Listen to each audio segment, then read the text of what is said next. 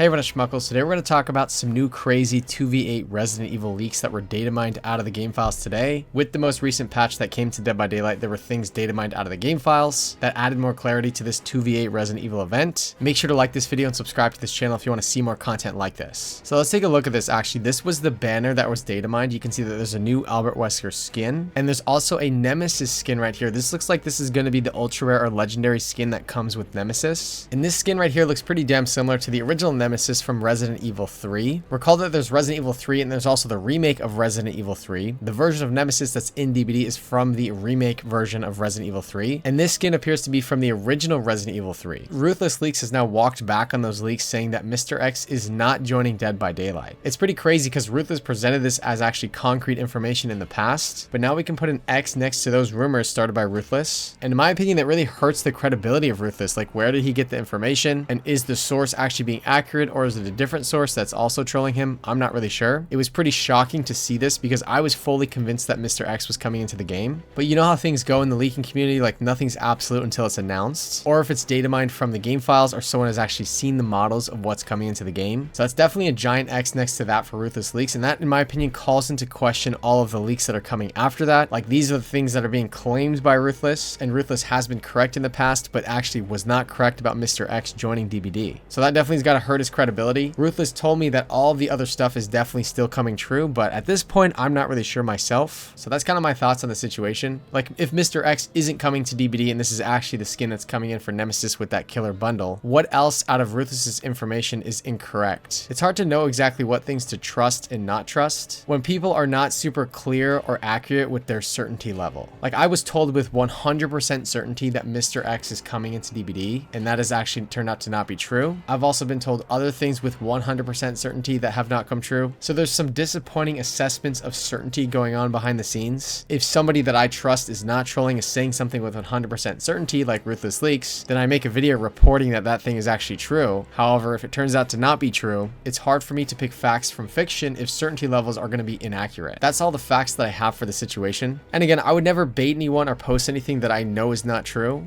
We'll keep this idea of certainty and the fact that people aren't as reliable with their certainty level going forward. That's all we really can do at this point. It's never my intention to bait anyone. I've learned a lot of lessons from this situation, and we'll just definitely take those lessons into the future. And I'll always be honest where I got information from and if I think it's credible or not. There was 2v8 info that was data mined from the game files that's in the DBD Leaks Discord server. The 2v8 game mode, which says available January 10th, 2025 to February 25th, 2025. I don't know why that says January 10th, 2025. That's kind of weird. Maybe it means February 10th. Double the trouble, 8 survivors face 2 killers in the return of this exciting game mode. The Legion, the Nemesis, and the Mastermind are now playable in the game mode 2v8. Check out the skills in the loadout screen for more details on the changes to the base stats for the killers added to the roster. Resident Evil gameplay, green and yellow herbs can be found in trials. Survivors can consume green herbs to heal a health state, while yellow herbs can be used to recover from a cage state. I guess you're pretty much taking off a hook state if you use a yellow herb. Killers can consume either herb to gain a 10% haste effect for 20 seconds for themselves and their teammate. When facing both the Nemesis and the Mastermind, new antidotes can be found in supply crates to relieve yourself of both the T-Virus and the Ouroboros virus at once. Maps in the game mode contain green and yellow herbs to heal survivors and boost killers. Also available is a new superpowered antidote that can heal against contamination from both the Mastermind and the Nemesis. And in the rewards for the Rift is going to be this badge in banner. This is a Resident Evil background with a Raccoon City badge. And in the leaks tab of the DBD Leaks Discord, we have a new 2v8 killer innate skills.